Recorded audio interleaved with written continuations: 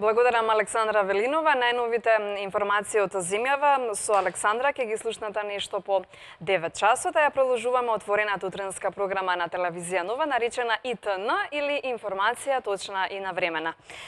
Дали знаете што е мобинг? Дали ги знаете законските права во однос на мобингот на работното место? Пред се, тоа ќе ни биде тема на муабет со вашиот и наш адвокат и утринава, Владимир Бангиевски. Добро ви утро и добро дојдовте во студиото на телевизија Нова. Мобинг. За многумина непознат израз, да разграничиме што е мобинг. Мобингот е релативно нова тема, која што законски е регулирана кај нас во македонското право и не се користи терминот мобинг.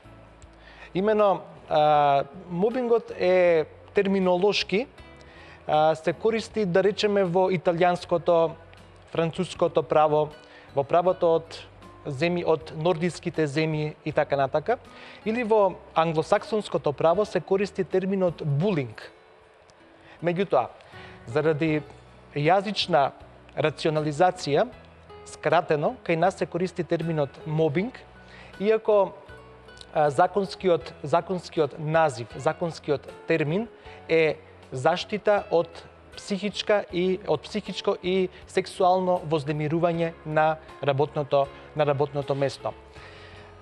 Реков дека е релативно нова правна категорија, затоа што е законски кај нас, со посебен закон, регулирана во 2013 година и навистина предизвикува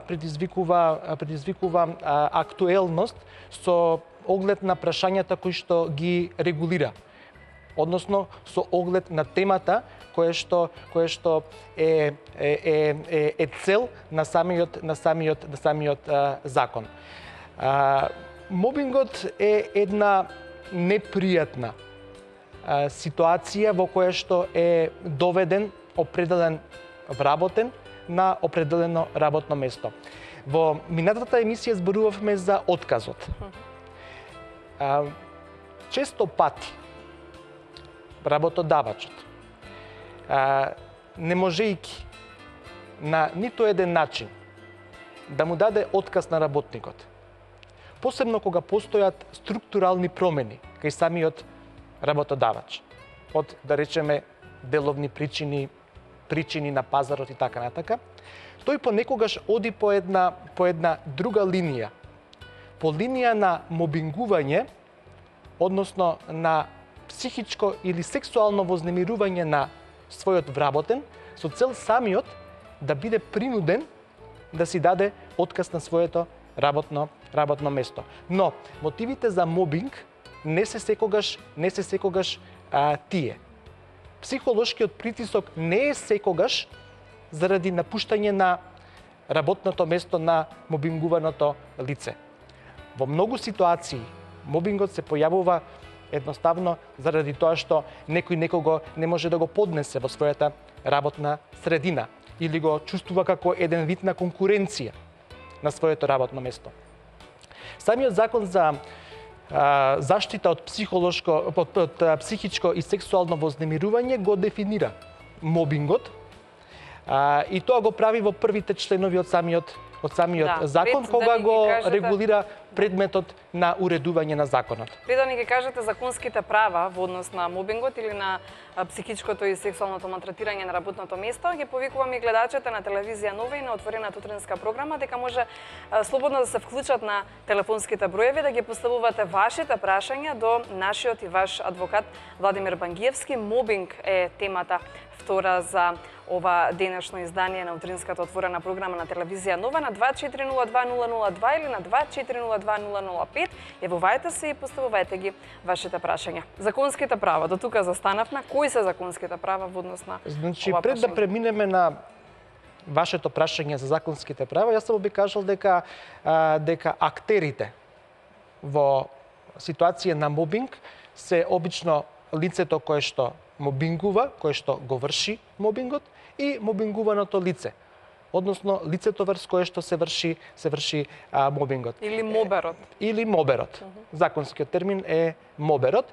И мобингувањето може да се врши било од страна на поединец, било од страна на повеќе лица. Во праксата секогаш се тоа лица кои што се претпоставени, но не мора да значи.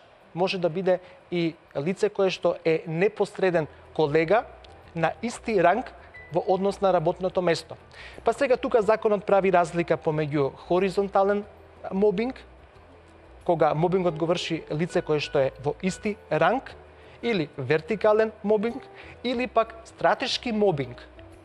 А веќе реков дека стратешкиот мобинг постои во ситуација кога кај работодавачот се појавува потреба од преструктурирање, од промени, од деловни причини, па тој прибегнува многу често кон мобингување на едно или повеќе лица со цел да не оди на опцијата отказ, бидејќи тоа може да има подоцна во евентуално судска постапка негативни последици за него. Значи, ќе повторам уште еднаш, имаме хоризонтален, вертикален и стратешки мобинг. Добра. И Каков е тој хоризонтален, каков е тој вертикален? Значи, ќе повторам уште еднаш, хоризонтален е кога лицето е мобингувано од друго лице или од други лица кои што се на исти ранг, иста работна позиција.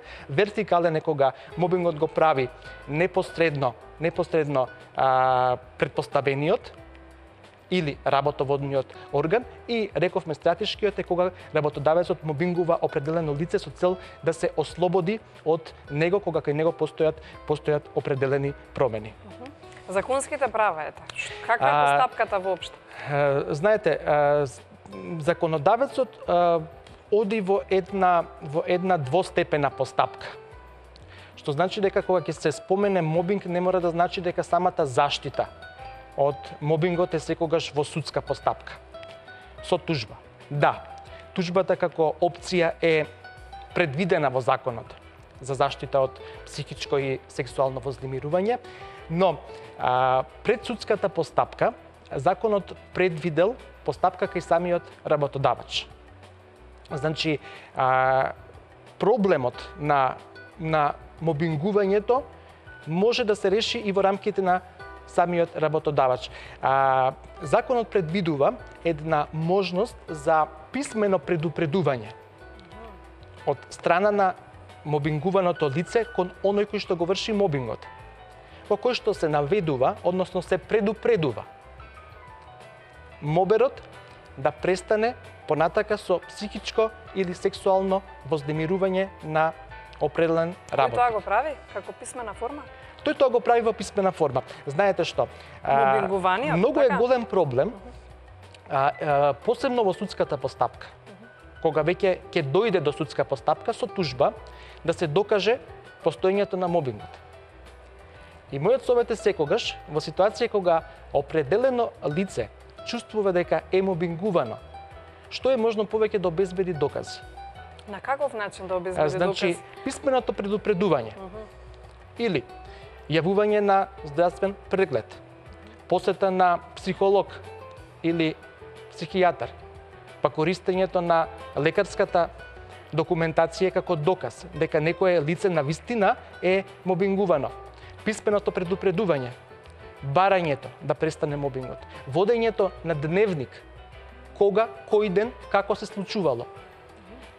Многу е битно да се обезбедат доказите за евентуално, ако проблемот не се реши во рамките на работодавачот, да може мобингуваното лице да си ги остварува своите законски права во судска постапка.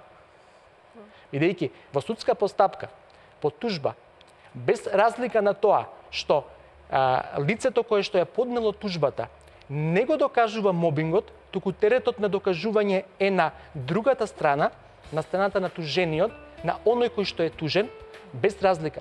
Во многу ситуации судската постапка може да се изгуби заради непостоење на соодветни докази. Иако кај нас судската пракса е се уште скромна во однос на постоење на правосилни пресуди, каде што на еден неспорен начин е утврдено дека некое лице доживувало мобинг, Значи, без разлика на тоа, мојот совет, ќе повторам уште еднаш, е секогаш да лицето кое што е мобингувано обезбеди што е можно попрецизни и поголем број на докази со цел ефикасно да докаже дека е мобингувано во текот на своето работно место. А кажавте и самите дека нова е оваа практика и воопште законот е нов за мобинг или малтретирање психичко и сексуално на работното место. Јас најдов дека има и спроведено веќе и добиена тужба. Да, мобинг. значи единствена минатата година беше. Да, за волја на вистината. Во Македонија веќе постои правосилна, според моите информации, пресуда каде што правосилно е утврдено дека определено лице доживувало мобинг на своето работно место и тоа е охрабрувачка информација.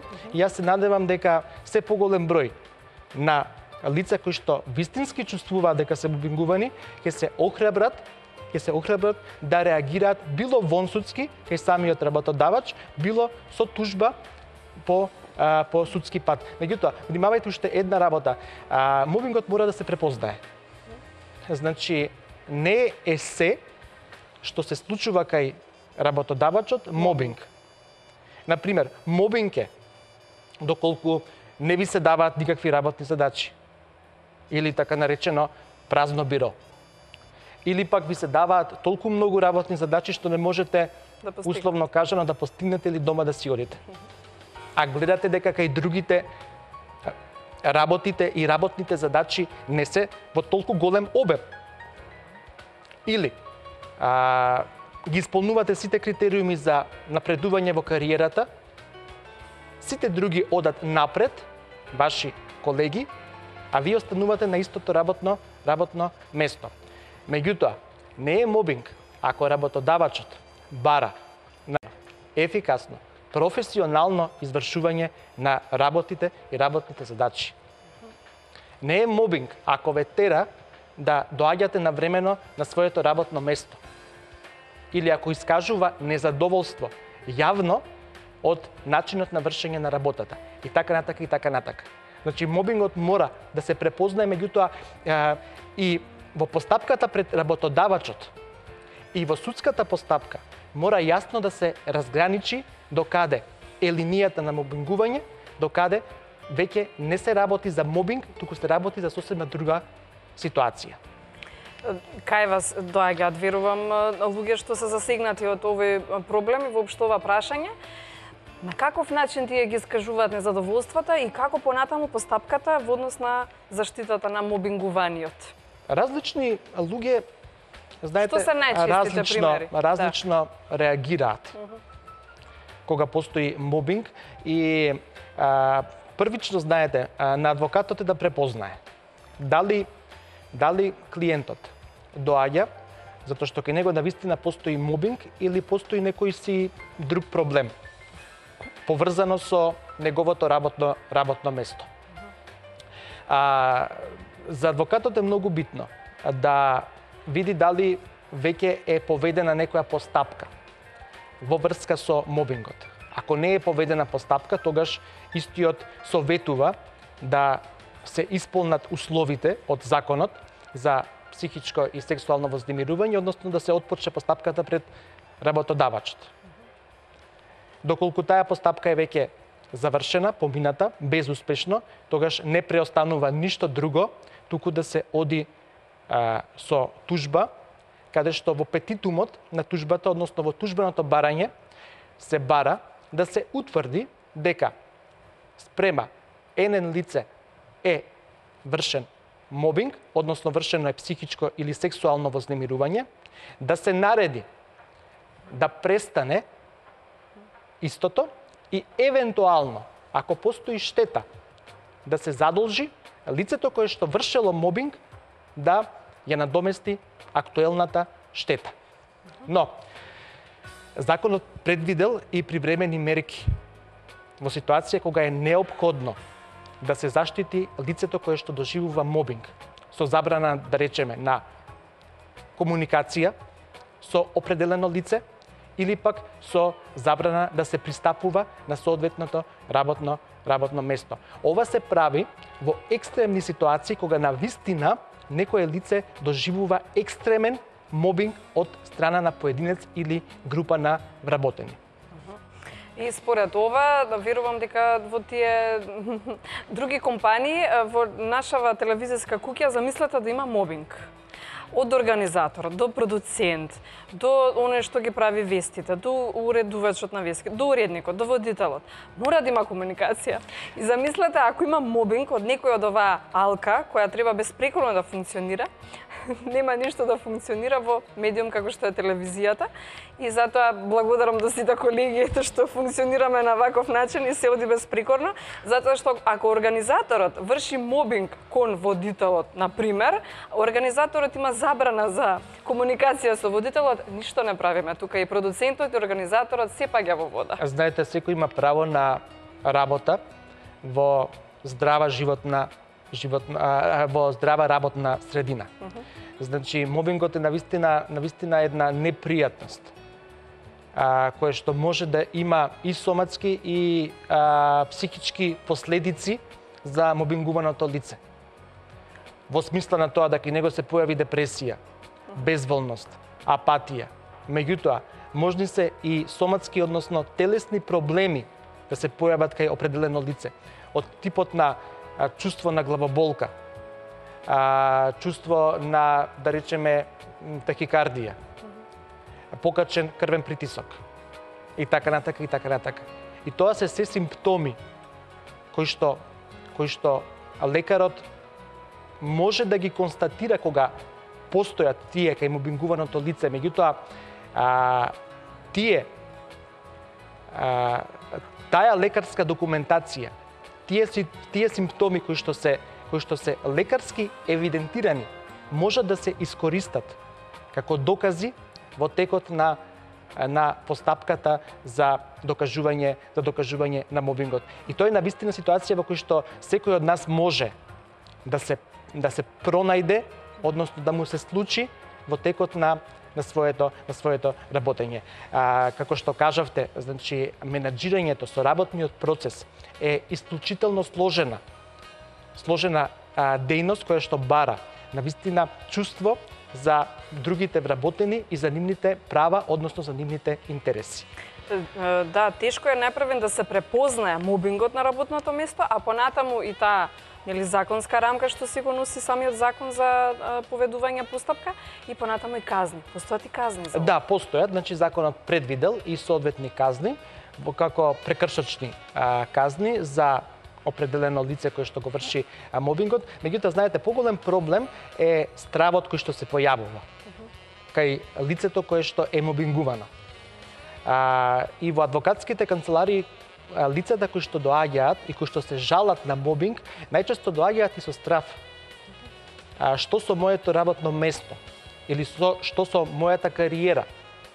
И тоа представува посебен навистина проблем. Меѓутоа, без разлика на тоа, ги охрабрувам сите оние кои што сметаат дека доживуваат мобинг на своето работно место да поведат постапка за заштита од мобинг, најпрво кај работодавачот, а после тоа, доколку таму не успее, во соодветна судска постапка со тужба. Во законот за психичко и сексуално вознемирување на работно место има една нестрикно составена одредба која што бара да поминат 6 месеци. Во однос на што? Во однос да има 6-месечен континуитет во вршењето на мобинг како услов. Што сметам дека понатака тоа ќе се промени со измени и дополнување на законот, бидејќи навистина предизвикува бројни пак сега правни дилеми. Околу тоа што значи тој 6-месечен континуитет? Зошто 6 месеци да се чека, да се трпи определена ситуација? Се надевам дека во тој дел 6 месеци од како ќе 6 месеци треба да постои континуитет. Добро, во што? Во мобингувањето. Аха. Значи добро. 6 месеци да докажете дека навистина врз вас е вршен мобинг. Што сметам дека пред се како рамка, како рок е непотребно непотребно поставено, односно предвидено, бидејќи мобингот е мобинг. Дали се врши еднаш, да врши што повеќе време мобинг. Да, дали се врши еднаш, еднократно или се врши во континуитет и дали тоа е месец дена, 2 месеца, 5 месеца и така натака, мобингот е мобинг. Тој треба навремено да се превенира, односно да се спречи. Да, пред да ми ги кажете казните, не ми ги кажавте казните за моберот, односно тој што врши мобинг, ги повикувам уште нашите почитувани гледачи на утринската отворена програма на телевизија Нова, дека може слободно да исконтактирате со нашиот и ваш адвокат за денеска, Владимир Бангиевски. Мобинг е нашата втора тема за дилема, затоа на 2402-002 и на 2402-005 јавувајте се, поставувајте ги прашањата врзани за темата во ИТН или информација точна и навремена. Кажавме дека добиене веќе заштита нели од вознемирување на работното место и постапката за заштита од вознемирување на работното место поминува низ неколку фази. И на крај постојат и казни за моберот. Кои се тие казни? Парични се казните? Парични се казните во секој случај кога врз моберот, меѓутоа доволна казна, доволна санкција е и судската заштита. Значи, ако судот навистина некому му забрани да врши мобинг на некое лице, тогаш тој дефинитивно ќе се соочи со соодветна санкција доколку не престане, односно не ја почитува судската одлука. Секако дека има право на жалба. И едната и другата страна до повисокиот суд, но не битно. Битно е според мене да и лицата кои што вршат мобинг и судот се охрабрат да навистина ефикасно, навремено, односно благовремено го препознаваат, процесуираат и санкционираат мобингувањето како една непријатност која што му се донесува на определен вработен во некој работен колектив. Пак ќе кажам, судската пракса кај нас е се уште скромна, односно ги прави првите чекори, меѓутоа се надевам дека понатака ќе се создаде добра база, добра основа во вид на судска пракса, каде што судовите на еден поагресивен, похрабар начин ќе го санкционираат постоењето на мобингот во определена работна средина. Како во моментов се санкционира? Знаете, ако велиме дека имаме само една пресуда, да, која што до сега само една пресуда, која што е правосилна, тоа и не е некоја бројка со која што ние можеме да се пофалиме. Јас велам се уште се прават можеби оние бебешки чекори кон судската заштита од мобинг, бидејќи таа е најбитна. Јас се надевам дека можеби определен број на мобингувани лица не повеле судска постапка со тужба затоа што можеби проблемот го решиле во рамките на работодавачот, бидејќи покрај правото да писмено го предупреди лицето кое што врши мобинг, мобингуваното лице може да се обрати и непосредно до работодавачот со барање да престане мобингувањето. Меѓутоа, како и да е, се надевам дека во иднина ќе се создаде навистина судска пракса, односно ќе имаме поголем број на пресуди кои што би се однесувале на мобингот, бидејќи сметам дека иако кај нас не постои прецизна статистика колку лица се мобингувани, односно постојат само претпоставки дека мобингот постои, а истиот не е процесуиран во смисла на заштита од мобингот, сметам дека постои и е присутен во многу поголем обем отколку што постои, да речеме, постојат пресуди, односно постои за жал само една пресуда која што се однесува на мобингот. Се надевам дека во иднина навистина ќе постојат поголем број на пресуди, бидејќи сметам лично дека во многу работни средини постојат ситуации каде што определен број на вработени се мобингувани. Кажав, мислам дека и во минатата емисија ќе повторам уште еднаш дисбалансот кој што постои во пазарот на трудот и пазарот на капиталот, каде што постои голем број на лица кои што се невработени, па секој гледа да го задржи своето работно место, понекогаш се голтаат и ситуации каде што некој трпи мобинг, што не би требало да биде. Можно е ли работодавачот кој е мобингуван на некој начин да биде заштитен и да остане на тоа работно место, затоа што откажавте и сами, едва е дошол до това свое работно место, па треба и да го задржи, па дури и бил подложен на вакво психичко и Знаете сексуално што, малтретирање. траума е и самата постапка. Последиците не велам дека многу пати можат да бидат и отказ. Не, што доколку се реши да постапката ја изнесе на суд, со тужба. Се произнесе дека е мобингуван, дека е малтретиран. И што понатаму? Тој останува на тоа работно место и веќе автоматски добива отказ и Знаете готово, што, таа фирма мобингот ништо. не треба да се врзува Добро? со задржувањето на работното место или со напредокот во кариерата. Сега тука е прашање веќе и на суети. Во смисла на тоа, ти мене ќе ме тужиш за мобинг, меѓутоа јас тебе ќе ти дадам отказ. Да, па затоа прашувам. Како Значи, да се заштити останува тоа работникот на затоа велам, работното место? многу е тешко да убедите вработен да поведе постапка, било кај работодавачот, било судска постапка за заштита од мобинг, бидејќи тој е уплашен пред се за своето работно место.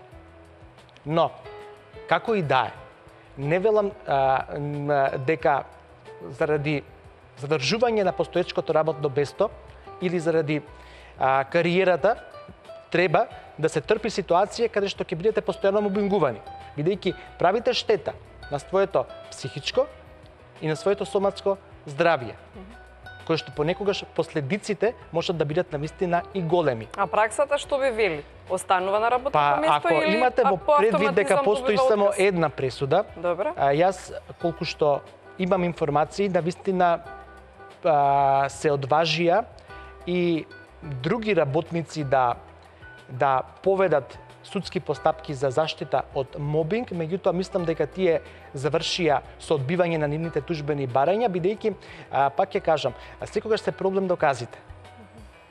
И ако го гледате законот, тој одел на линија на тоа да работникот што е можно повеќе обезбеди докази за да докаже дека е мобингувано. Од типот на лекарска документација, од типот на преписки, од типот на имейл комуникација, од типот на дописи и така натака. Но кога сето тоа го немате, многу е тешко. Било пред работодавачот, било во судска постапка, а уште потешко е во судска постапка, да докажете дека некое лице е навистина мобингувано. Бидејќи знаете, судот покрај тужбата бара и соодветни докази. Ако доказите ги немате или тие се недоволни, судот не може да препознае дека постои кај некое лице мобинг. Законодавецот се обидел да го реши проблемот на начин што теретот на докажување не го става на тужителот, туку го става на тужениот. Што значи, да биде појасно, тужениот е тој кој што треба да докаже дека навистина не постои мобинг. Се со цел да овој правен институт, оваа ситуација правна добие на значење, односно да што поголем број на лица кои што се мобингувани се одважат да поведат соодветни судски постапки. А имате ли дотаму што не би сакале да бидат нели со постапка, односно до тужба да се дојде медијатор? И тоа е нешто ново, како и мобингот и медијаторството е нешто ново востановено, па се случило ли со помош на медијатор да се смират на некој начин овие две страни? Знаете што и постапката пред работодавачот е некој вид на медијација, бидејќи таму каде што имате над 50 вработени, тогаш имате се формира така наречена, ајде условно кажано, комисија од тројца вработени, кое што ќе треба да медитира во целата, да врши медијација во случај на постоење, во случај да некој се жали дека постои мобинг. Значи некој вид на посредништво предвидел самиот закон пред поведување на судската постапка. Па да речеме, еден бира мобингуваното лице, еден бира моберот и еден бира работодавачот. Да. И се Да му обидува. дадеме само можност и предност на гледачот. Добро ви утро и повелете, кој ни се јавува? Добро утро, се јавам од Битола. Да, добро утро за Битола. Убава емисија, ја поздравувам и ве молам да ми кажете од кога постои овој закон? Дали пред 2000-та постоеше? Добро, тоа е само прашањето? Ме интересира, да. Добро. Да, непризнавање на образование, непризнавање на работно место и платен на најмали ставки. Од кога Тоа ме постои интересира. законот, тоа ви е Да. конкретното прашање. Добро, ви Да, и благодарам. дали може ретроактивно некако да ги информирам и да поведам сметка, затоа што пензијата ептен ми дојде мала, а јас имам образование. Работев во голема фирма. Тоа е се. Добро. Е пријатно. Ви благодарам за јавувањето, ви посакувам убав ден и понатаму останете на телевизија Нова да слушнеме. Од кога постои Значи, законот? 2013 година е донесен законот за мобинг. Пред тоа се правеа обиди со измени и дополнување на законот за работни односи да се внесат одредби кои што се однесуваат на мобингот. Меѓутоа, колку што ја слушнав гледачката, таа веќе е во пензија, корисник е на старосна пензија, значи законот, ниеден закон не може да важи ретроактивно, да. генерално кажано. Тоа е една работа. Второ, законот не се однесува на лица кои што веќе користат старосна пензија. Значи се однесува на лица кои што се вработени, односно кои што имаат склучено договор за вработување и кои што работат на соодветно работно место. Така што тоа би бил одговорот за гледачката. Се случува ли работодавачот тој што мобингува всушност или моберот поново како назив да биде несвесен дека врши мобинг? Видете, мобингот е секогаш тенденциозен. Напоменав, значи постојат мотиви за мобинг. Значи во последно време мобингот е пат за некого да избркате од работа на еден ефикасен начин. Што доколку не сакате да се замене, но вие вршите мобинг несвесно. Не сте свесни дека вршите мобинг. Всушност. Знаете што, затоа постои и е предвидено во законот писменото предупредување. Значи, ако добиете писмено предупредување дека вршите мобинг, дека треба да престанете со психичкото или со сексуалното вознемирување на определено лице, тогаш таа несвесна ситуација веќе поминува во свесна ситуација. Значи, според мене не постои категорија на несвесен мобинг. Меѓучовечките односи се понекогаш навистина многу сложени. Навистина може да се појави ситуација на конкуренција кај колегата, на нетрпение, на карактерни различности. Меѓутоа, тоа не значи дека некој заради таквата ситуација треба да трпи определени психички или сексуални последици. Добра. Донесена првата присуда, ете уште еднаш да потсетам, за мобинг во Македонија, тужителот е лице вработено во институција од јавниот сектор, каде што бил подложен на психолошко вознемирување или мобинг, и судот наложува тужените да пристанат со психичкото вознемирување на работното место. И она што е важно за оваа присуда е тоа што таа го пробива мразот и ги охрабрува жртвите на мобинг дека правдата сепак доаѓа за оние што вршат мобинг. Јас ќе кажам уште еднаш, пред се навистина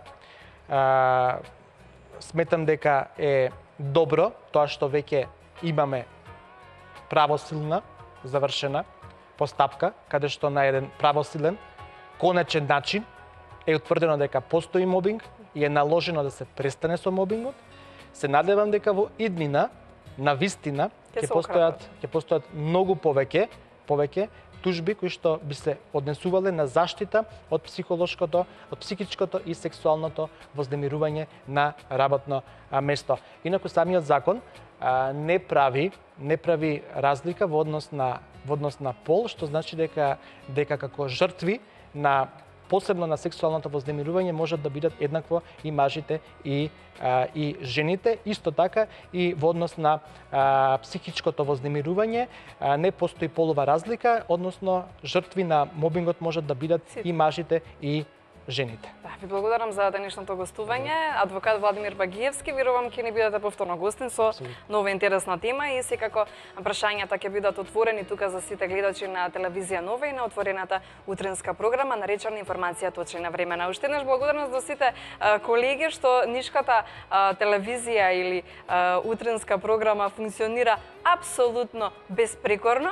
Камермани, сниматели, организатори, продуценти, уредници, новинари, сите заедно сме расположени да секое утро од 7 до 10 работиме во служба на граѓаните и ја имате безпрекорноста секојдневно да не следите во отвореното утринско студио на телевизија Нова.